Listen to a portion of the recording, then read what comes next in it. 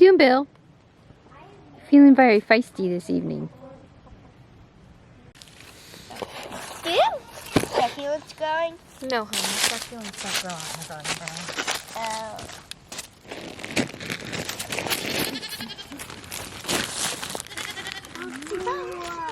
Hey, Luke, where's your knife?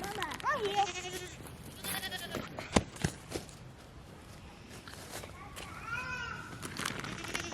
It's kind of dull. Nothing better than no knife. Dang, you should sharpen it. What? Chives. You still need it?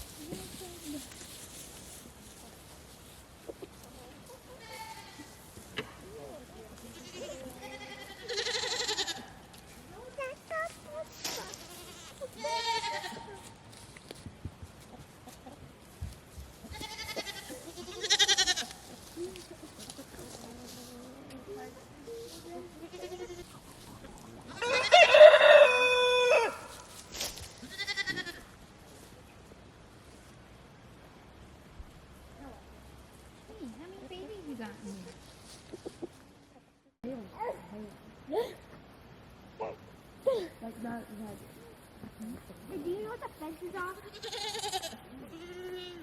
Mama's fence off? No.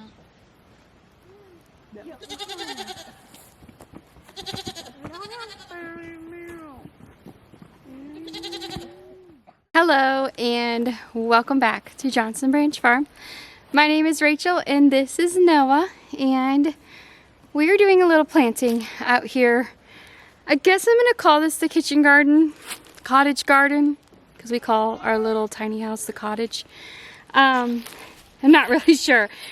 We planted it last year because I had him, and if you didn't know his story, he was 8 weeks early, but he was premature, and I wanted a garden that I could easily access because our garden is currently on the other side of our property. And so Aaron and the kids put this little garden in for Mother's Day, and if you're a gardener, you're not about to let a space go to waste. So I'm not about to let that happen. Also, this is not a used toothbrush. One of my older kids got it for Christmas and didn't like it, so it's now become his toy. And honestly, like, he loves it. So, are you saying hi? Oh, sweet. So anyway, I have this trellis out here that I had tomatoes on last year, and I have decided I'm gonna go ahead and plant snap peas, which we love to snack on. They're also really beautiful when they're blooming. Their flowers are really pretty. But I'm also this year going to try peas. My husband and my kids, actually even myself, we're not particularly crazy about peas. It's not something I buy from the grocery store. But I just am not so sure it's not something we don't eat from the grocery store because it's just from the grocery store.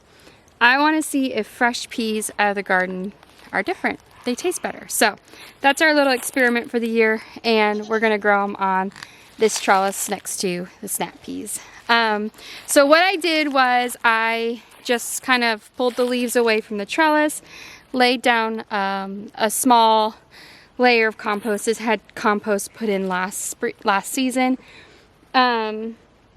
And I have goat hay that I collected from in front of their manger. There's like a foot of hay that is just composting there. So we'll probably dig that up with the tractor and put it in the big garden, in the farm spot of the property, because that's like liquid gold.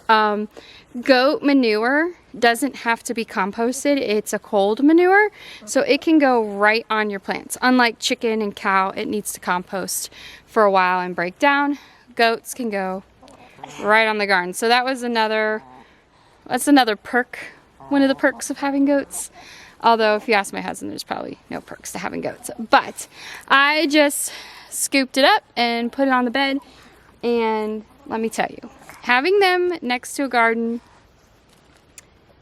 it's nice for that, but they can be pretty loud. I'll give them that part.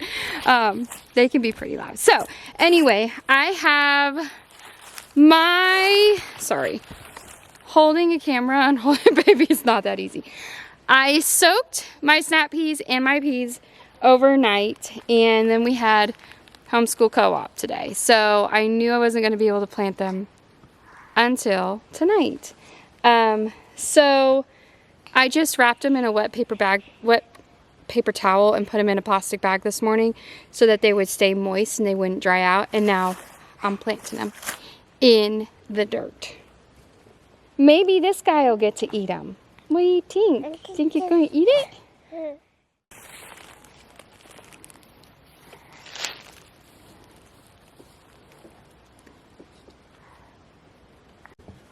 We're back at it. Baby he has had a bath, his belly is full, and he is asleep. This is what I mean when it's like 10 minutes here, 10 minutes there. I feel like I get these little moments throughout the day where I'm like, oh, I can water. Oh, I can sow this seed. Most of my starts have been started after the baby is in bed. And the kids have all had their showers and dinner is put away.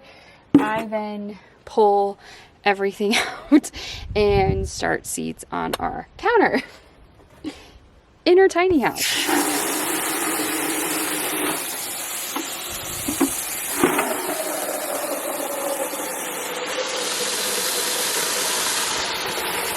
So I guess if you're taking away anything from this season, it's that all you need to do is just be intentional with those little pockets of time that you have, especially if you're a mom. A lot of us moms are carrying a lot of the homesteading things. I know in our household, I tend to, because it's really the garden and the goats are my passion. Aaron wants to do cows and pigs, so he'll jump on board with that, and he's happy to do any tractor work that I ask of him.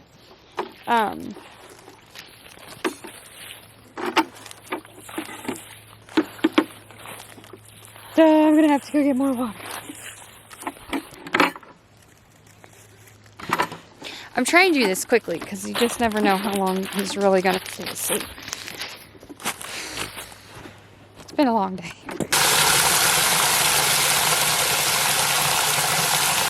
Anyway, if you're an aspiring gardener or homesteader and you don't think you have the time, I am all the things.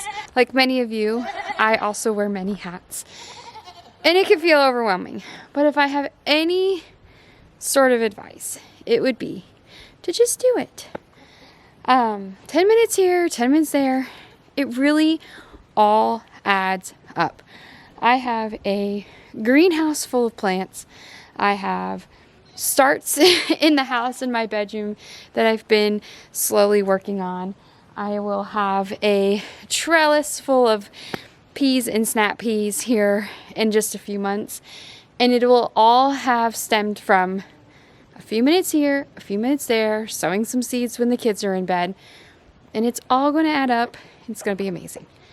And on a side note, look at those mountains. Isn't that amazing? Golly, it's beautiful. Anyway, so I'm going to go finish up in the house, make sure the baby stays asleep, and probably start another tray of seeds. I am going to start our first succession of lettuce for the market. And then I think tomorrow's plan, this is a loose plan, but I told the kids we need to start working with them, is I'm going to work with the goats. Belle, this dark one here, she is on her third freshen, I am certain she has twins. I'm not so sure there's not a third one in there. She is significantly rounder than the other two, though she's had multiple kittings before. She had triplets last time, and she had twins her first time. So she still needs a little more work in the stand. And then the other two are first fresheners, and I think they have one, maybe two. Something is itching me. And they've never been in a milk stand. So I need to start really working with them and getting them acclimated to the stand. I need to figure out what in the world I'm going to do. Because it can be kind of chaotic when your milk stand's in the middle of your goat pen, because all the goats want all the food, and it's just chaos. So I need to come up with a way to keep the other ones away, especially the weather, while I'm milking, so it's not just added chaos on top of the chaos of a first freshener. So we've got about 6 weeks till they kid, so I want to start working with them. They need their hooves trimmed. I need to check their FAMACHA scores and make sure they're not overly wormy going into kidding, and just making sure they're ready to go and we're ready to go. It's gonna be an exciting time with lots of baby goats. I was actually talking to a cousin the other day, and I'm like, man, I just really need to be filming more content, but I don't feel like anything's really happening right now. The garden isn't going and producing. It's just getting started, and I'm sowing seeds at night in my pajamas, so that's not content worthy. The goats haven't had their babies yet.